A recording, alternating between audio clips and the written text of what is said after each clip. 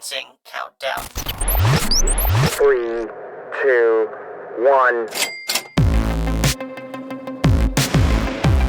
This is the Contracting Experience, connecting government contracting professionals to the world around them through conversations with acquisition influencers, insights into evolving hot topics, and sharing lessons learned from the field.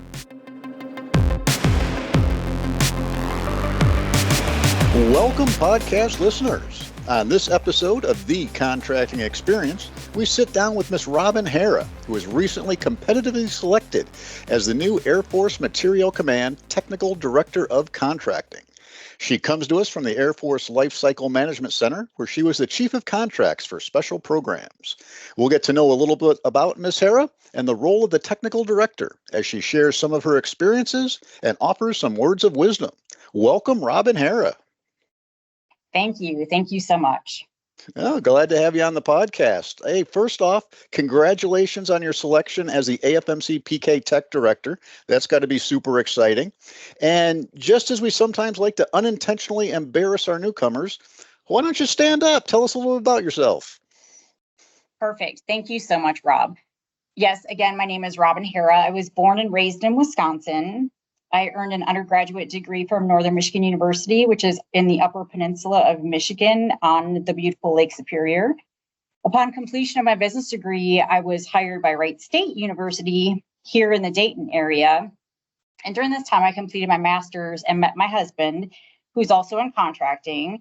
And together we have twins who turn 16 this year, which doesn't even seem feasible. I've taken what I believe is an untraditional path to get to where I am today. I started my contracting career in operational contracting, and back then it was the 88th Cons. From there, I moved to the Air Force Research Labs, where I earned my unlimited. And I also, at that time, had the opportunity to work with Mr. Rob Lorton. From AFRL, I promoted into the black world of special access programs. During these early years, I was offered multiple source selection opportunities and completed my Air Command and Staff College PME.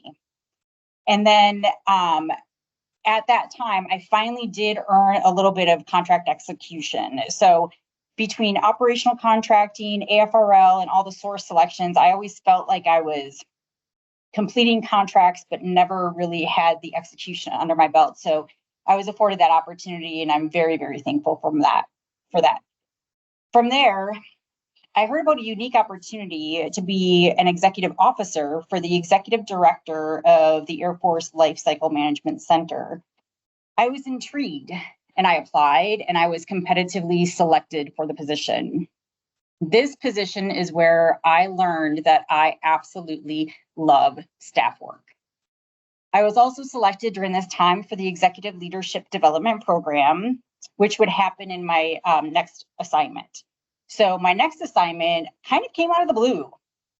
I was offered a career broadener in program management based upon my connections I had made in my previous lives, as I say, and for my hard work and for my TS/SCI clearance.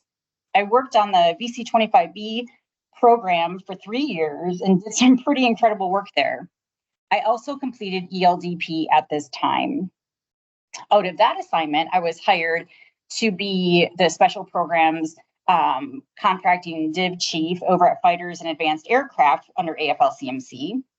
This mission was a one of a kind, and if you ask anyone who works in that office, it's a place where you never need to ask why and what are we doing, because you go into the office and you understand the why and how you affect our warfighters every day. That position is where I completed Air War College and led me to this amazing position this past February. Wow, very cool career path. Yeah, and I definitely remember our time in AFRL. We did that during the Brooks BRAC transition and inherited a whole bunch of contracts and really you brought services to AFRL. So yeah, very cool experience there. But a little fun fact about Robin Harrah that probably isn't on your professional resume. You used to competitively race motorcycles. Is that correct? I did. Wow. And it was during a time in my life where I was kind of floundering. So break. I always wanted to be in the Air Force. And after high school, I went and took all the tests and was medically disqualified for a skin rash that no longer is a disqualifier, but that's besides the point. So I didn't know what I was going to do. So I started racing motorcycles and welding. So I decided that I should probably pick path. And so I picked business. And in order for me to graduate from college, I had to pay for it myself. Therefore, up in Wisconsin, we had a lot of factories, and I welded in high school. And I brought that on during my summer work to pay for my college. So those are actually two little tidbits of fun facts about me. Wow, very cool. Yeah, and again, our podcast listeners are going to go know something about you that nobody else knows. So very cool. Thanks for sharing that.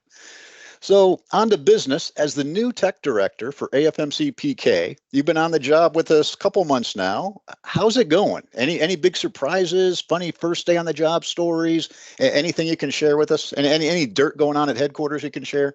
Oh, that's such a loaded question, Rob. But no, actually, so to be honest, like the technical director at AFMC PK, this position, I'm getting a better feel with each day that I'm here in this role. There are no big surprises for me, but I think, and I haven't really had this discussion with Ms. Bullock, but I think she might have been a little shocked at how many times the first week that I was here, she introduced me to other people working in headquarters and important senior leaders. And so she would go and she would introduce me, and we would kind of smile and shake. And then they'd be like, "Oh yeah, I work with Robin, blah, blah, blah, blah, blah, blah." So there are a lot of people contracting, the contracting world is very, very small. And I think that came to light when I took this position. But so far, so good. No surprises, and I'm really enjoying it. All right, excellent. Yeah, we're super stoked to have you on staff. I was pleased to see your name when you were competitively selected, so that's awesome. So maybe for some of our listeners who aren't familiar with the role of the technical director, can you tell us a little bit about the role? For instance, like technical director, that shouldn't be confused with technology director, right? Yeah, absolutely, because I am not a technology buff by any stretch of the imagination, which everybody up here in the front office is understanding. So yes, absolutely. I'm going to give you the technical, the textbook version of what it says on paper, and then I'll go into a little bit more. But the role of a tech director is to provide technical experience and guidance on contracting matters to ensure compliance with laws, policy, and guidance. In addition, our center TDs are competition and commercial advocates for our industry partners to ensure that the Air Force objective is met. So this is a crucial role in ensuring that DAF contracts are executed in a manner aligned with global power competition and the DAF mission. So, break, Robin. So I've learned throughout my career that your positions are what you make of it.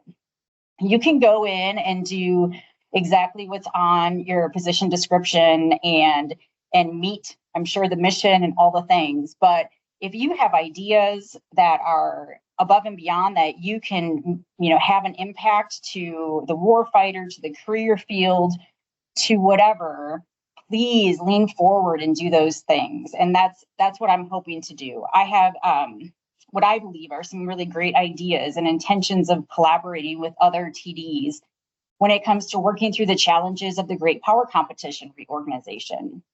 I'm leading the fire and the GFP material weakness team from AFMC.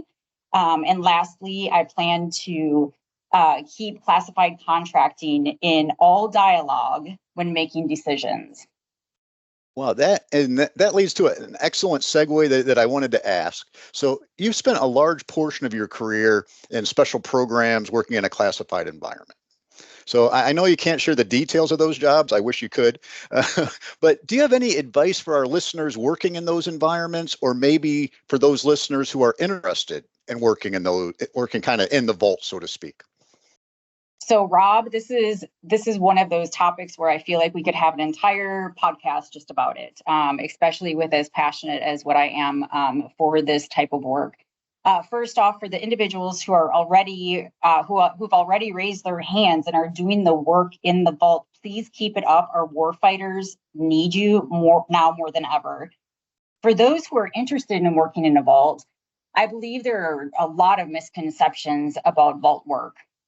While I was the chief of contracts for special programs, I would show up at training events and offer to answer questions that anyone had. And it wasn't really a topic on the agenda, but I would just sit down at a table with a whole bunch of trainees and explain who I was and just ask them if they had any questions. And I had several questions asked several times at different events. So a couple of them were, how many of your kids' school or sporting events did you miss or do you miss? I've heard that in a vault, you cannot telework. Once you're in the vault, you can't get out. And the last one that I heard quite often is it hard to not have your electronic devices? Because I'm on my phone all the time. So just to really quickly answer some of these questions, I never missed anything for my kids' school. I will say that working in a vault environment, the leadership there understands the sacrifices having to be in the vault every day. So there is a lot of accommodations made around leave and whatnot to make sure that your family life is not impacted. The telework question, that's always a hot topic. So it depends. What I mean is that in my previous position, we couldn't do any quote unquote mission work on Nipper. However, that doesn't mean that if something came up and you needed to work from home, you couldn't knock out your CLP or your mandatory yearly trainings for like cyber awareness and things like that. So there are opportunities for telework, and there's also vault options that offer a hybrid work environment where you come into the vault so many days a week and then you telework so many days a week. So just because you hear vault work, please don't assume that it just means automatic no telework. Once you get in the vault, you can't get out. I've been in and out of the vault for 10 years, but that was by my choice. I really enjoyed each of the different missions that I worked, and I was hired out of it. So again, you make your career what you want it to, and they can't force you to stay in that position.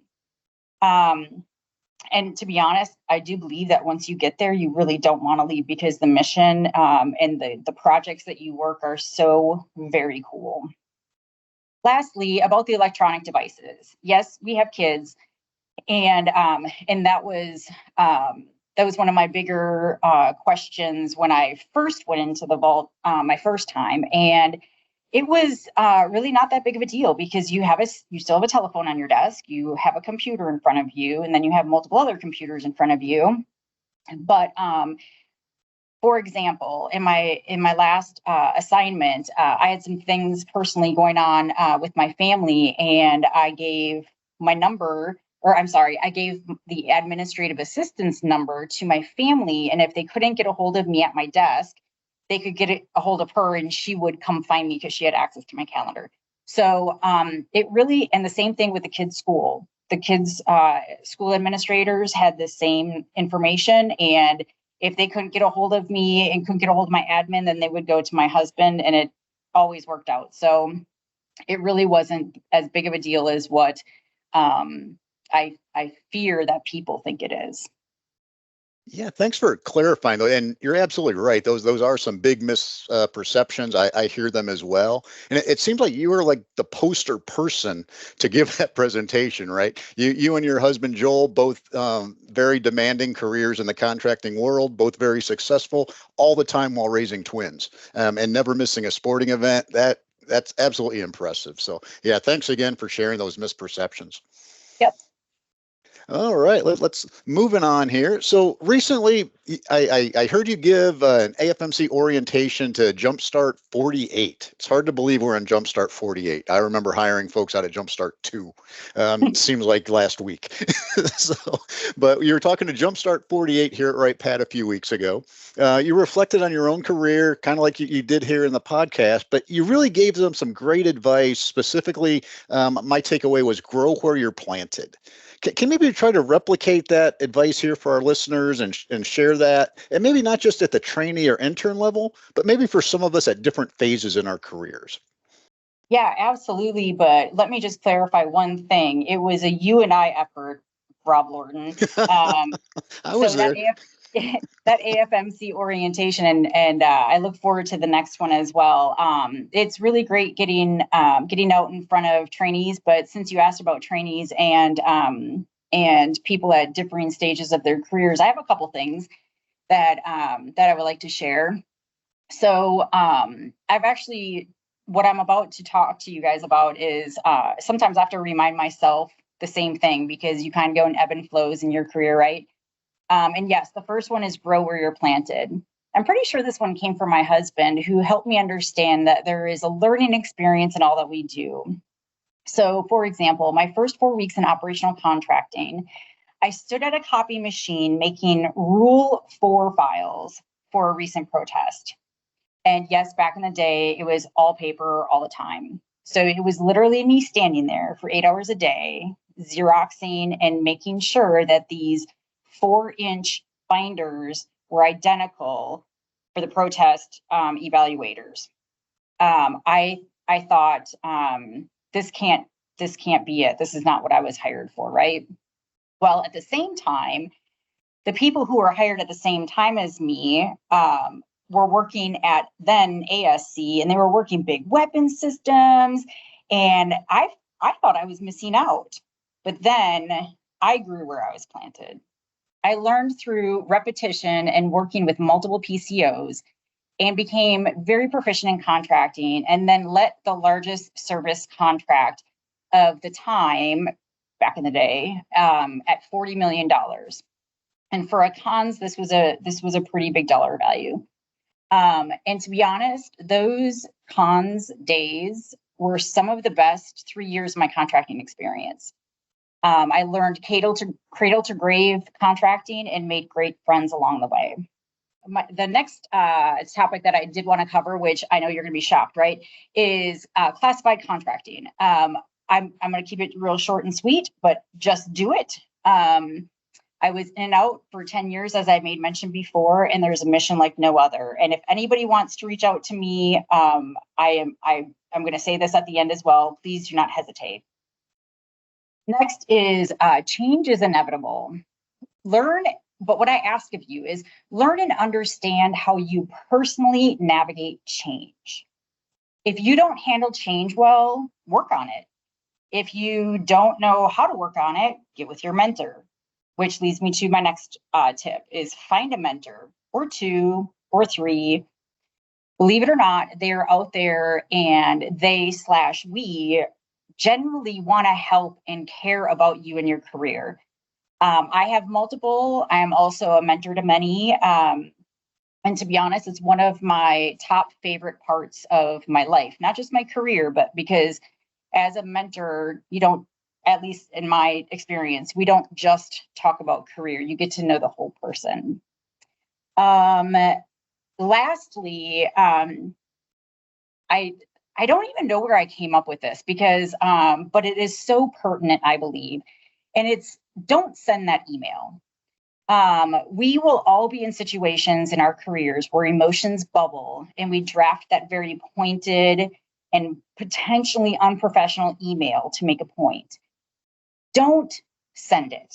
And I say this because, as I made mention earlier, where Miss Bullock, I think, was surprised at how many people she introduced me to that I already knew. Again, contracting is a small community. Acquisition is also pretty small, and you will work with these people again. So just don't send the email. Yep, absolutely. And I know of a couple examples that immediately come to mind when you say that. They may seem like folklore nowadays, but they really did happen. And again, when I see that, I hear that, I always go back to, I'm pretty sure it's still one of the PME books, Lincoln on Leadership. After President Lincoln passed away, they went through his desk and they found out all these scathing letters that he had written in his desk, but he just never mailed them. Right. He wrote it down. He got it off his chest, but he never sent them for exactly the reasons you're lay out here. So, yeah, that's phenomenal advice. Awesome stuff. So, Miss Harrah, thank you for joining us on the podcast today. It's been great getting to know the person behind the position, if you will. Appreciate all the great advice you provided to our listeners. Is there anything else you'd like to add, or maybe a question that you were hoping I was going to ask? So, first of all, thank you for the opportunity, but I do not have anything at this time. But I did just want to go back to my previous comment that I am just a Teams chat, phone call, email away. If anyone wants to chat, some of my bigger subjects that I really enjoy talking about are civilian development, because I went through ELDP, and I've actually been on another podcast regarding that many moons ago. PME, career goals, classified contracting, or really anything else. I just want the community to know that I'm here for you. So reach out. All right. Awesome stuff. So again, on behalf of the Contracting Experience podcast and all of our listeners and subscribers, thank you so much for joining us today and sharing your insights into the world of Air Force contracting and your role as the AFMC Tech Director. It's been a pleasure having you. And thanks to all of our podcast listeners, followers, and subscribers. If you have any feedback, suggestions for topics, or future guests you would like to hear on the podcast, you can submit those via email to thecontractingexperience@gmail.com. As a reminder, you can subscribe to the Contracting Experience podcast from any of your podcast listening platforms. Be sure to subscribe to receive updates and automatic downloads so you don't miss a single episode. I'm your host, Rob Lorton from the AFMC Contracting Digital Division, and I hope you can join us again on our upcoming episodes. Until then, stay tuned and stay connected.